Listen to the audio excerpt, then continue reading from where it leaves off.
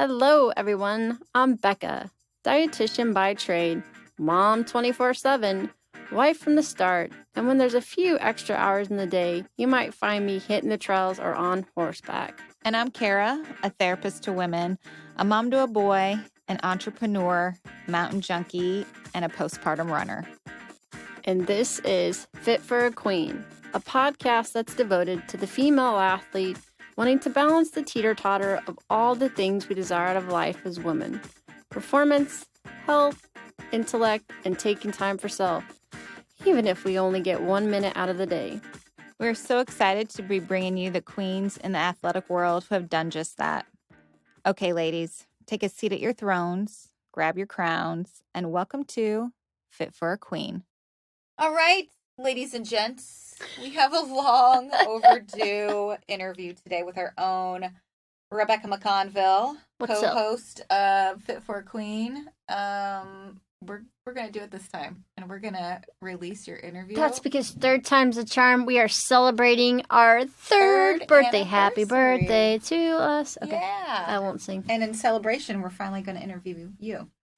So Becca is, let me tell you about all of these credentials. Oh, boy. Is a registered dietitian, a certified sports dietitian, a certified eating disorder dietitian, alphabet soup, and a Red S expert, which we are going to be talking about today. Sounds good. How long were you in school? Are you still oh my God, school? Like almost 8 years. Yeah, I'm a perpetual learner. That's right. And now teacher. Yes. Virtual teacher. Look at you. Virtual teacher. She's also a proud mama of 11-year-old. 11-year-old. And doing all the dual things right now. Trying. Welcome to Fit for a Queen, Becca. Why, thank you. Yeah.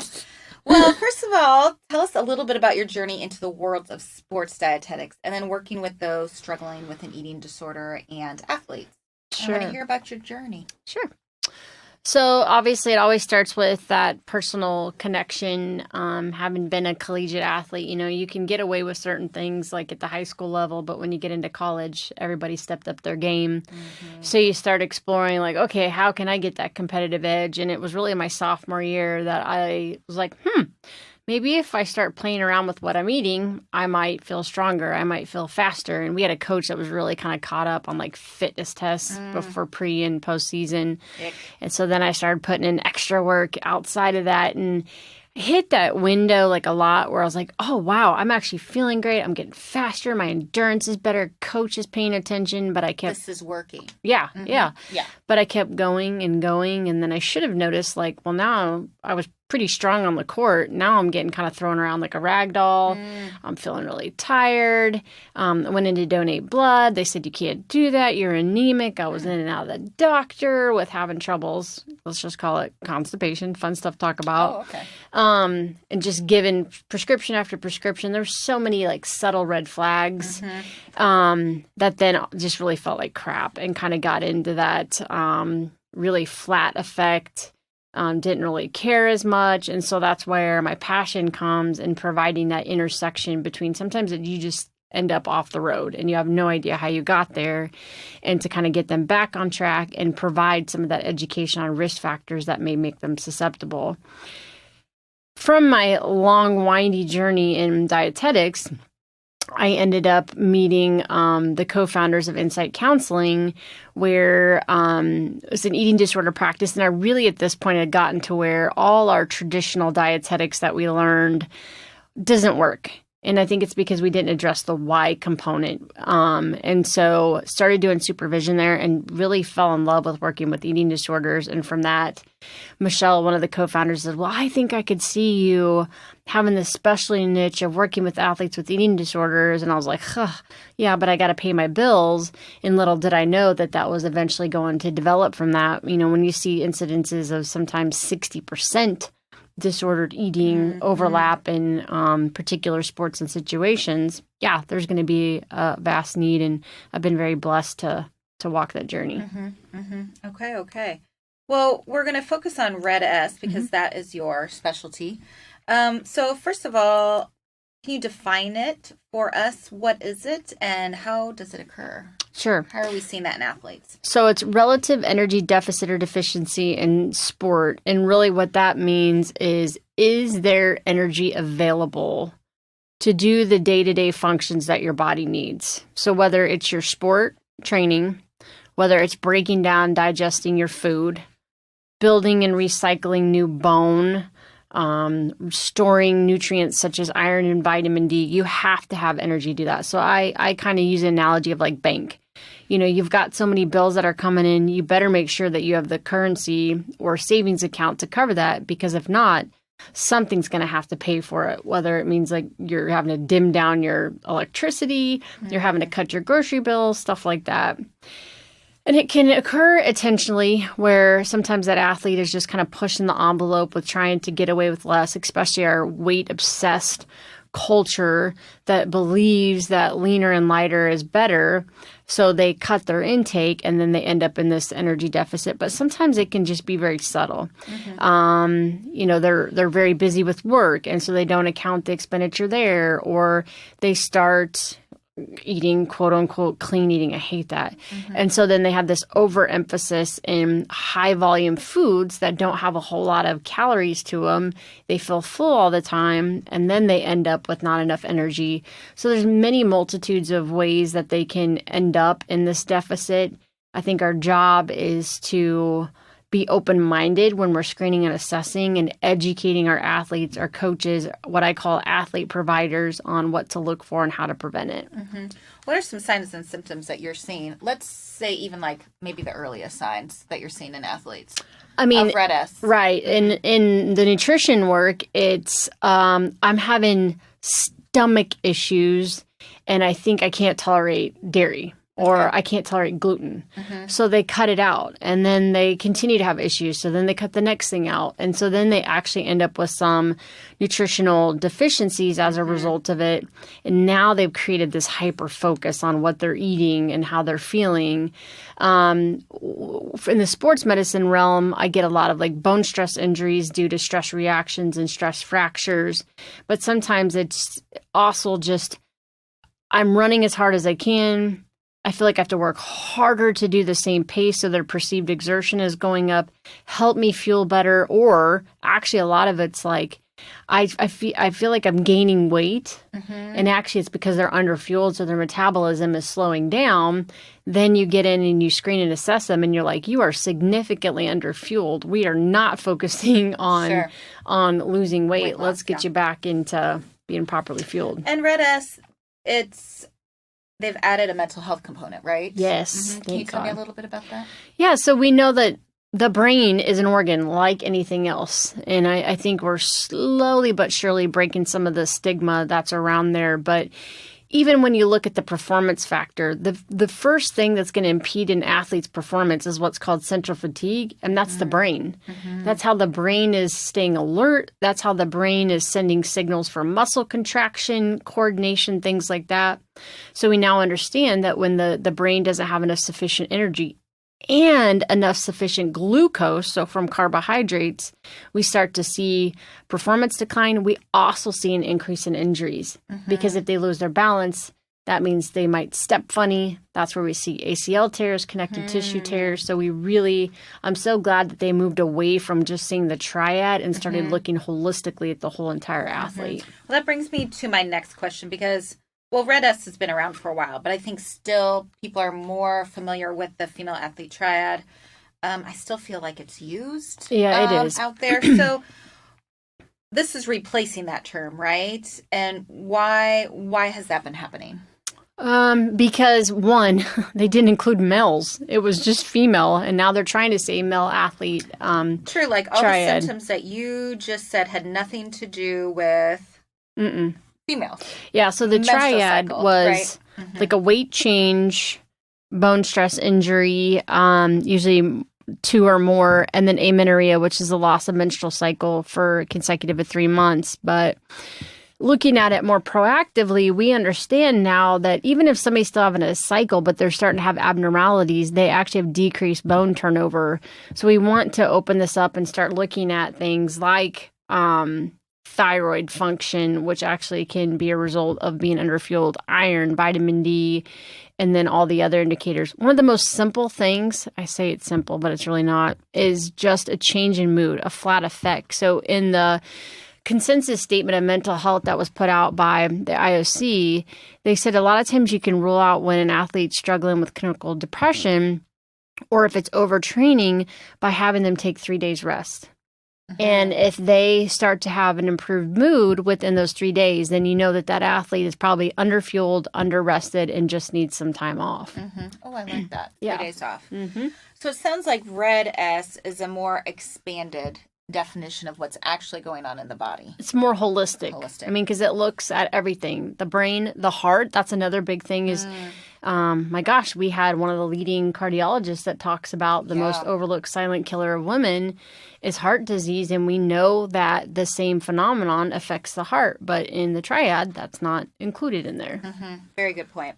Well, you have written a whole book about this. If people want to learn more. Yes, please. Dedicated to Red S, Finding Your Sweet Spot. Why did you decide to write it? And what will readers learn from the book? Tell us about it. Yeah, it's kind of crazy. The book's been out for almost a year and a half. Wow, and then had, several months before that writing it. I just saw a need. There was no books devoted to Reds at that time. It's exciting because it's really blown up on social media and it's now getting the attention that it deserves. And I wanted it to be in a way, like I understand the science, but it doesn't do any good to use too much sciencey words. You have to make it relatable to the athlete, to the parent, to the athlete provider that's reading it. And so that's why I call it airplane read, short and sweet. But it talks about like some of the more subtle ways that this can occur, some of the things that happens, and then some actionable steps that they can do if they're struggling, if they want to prevent it. There's a checklist at the end. And from there, really trying to actually encourage them to go seek out somebody who specializes in this and help them kind of guide through getting back to their sweet spot. So it's for clinicians, athletes, parents, anyone is. Yep. And then you also have something else going on, new courses. Yes. In Red S. So tell us about that going on. Yeah, it was kind of fun. So from the book, I got more and more inquiries talking about like, I want to learn more. I want to kind of dig deeper into this. And so one of the positives that come out of COVID is actually my daughter's basketball season had come to a stop and we're like, oh, what's something that she can kind of continue to work on? And so there was the Steph Curry Masterclass series.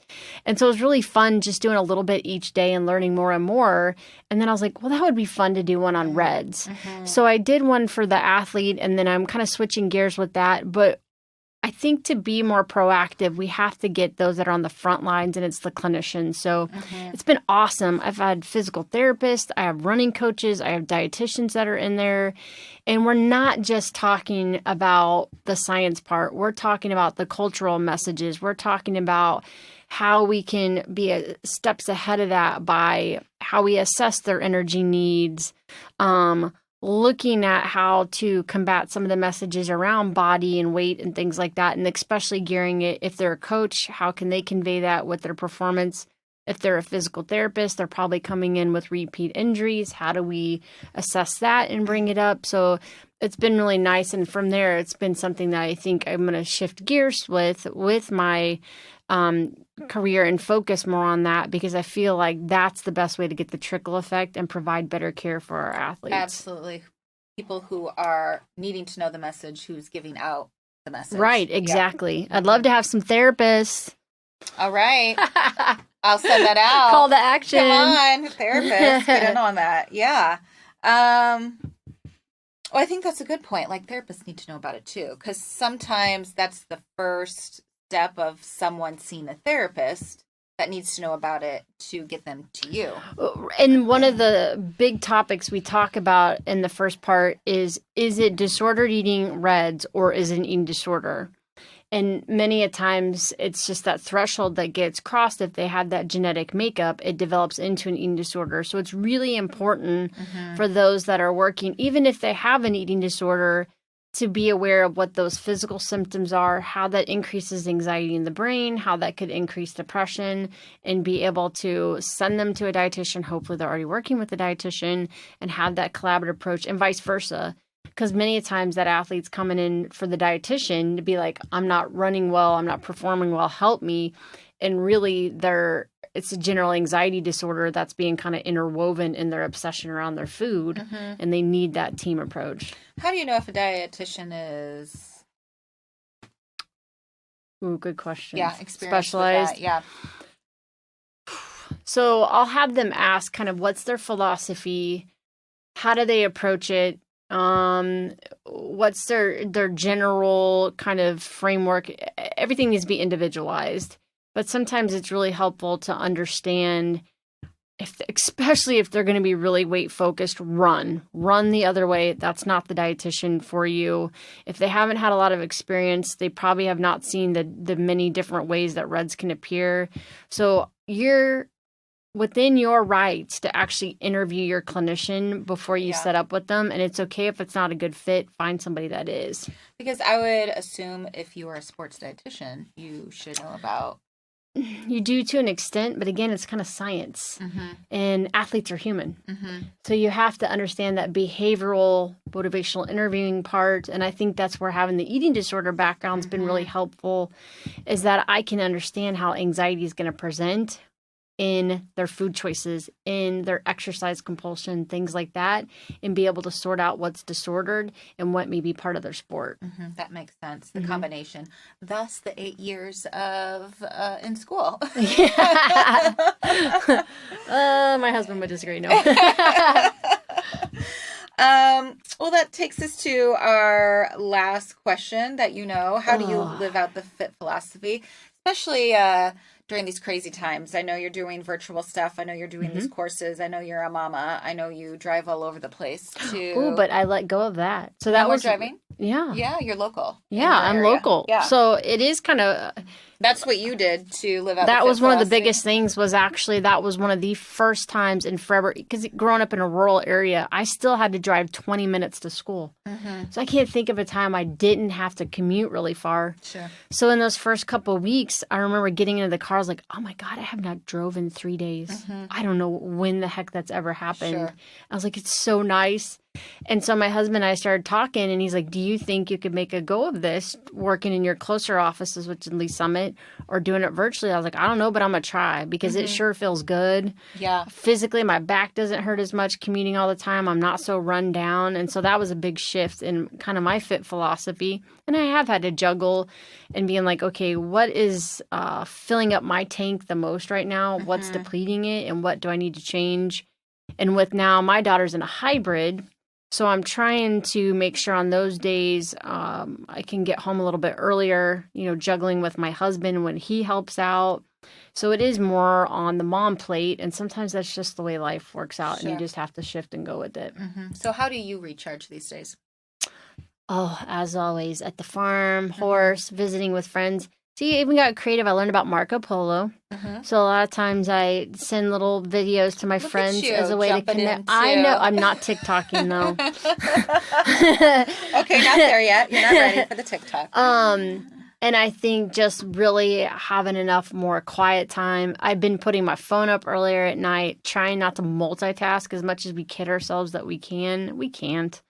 And so been reading some books that are like, just be mindful in the moment, and that it's amazing how that trickles into everything. Yeah. Well, Becca, it's about dang time that we got you here. So thank you for chatting with me a little bit more. Well, thank you. About relative energy deficiency in sport. So go out and check out Becca's courses and finding her book, Finding Your Sweet Spot. Go there now. Thanks, Queens. Bye, Queens.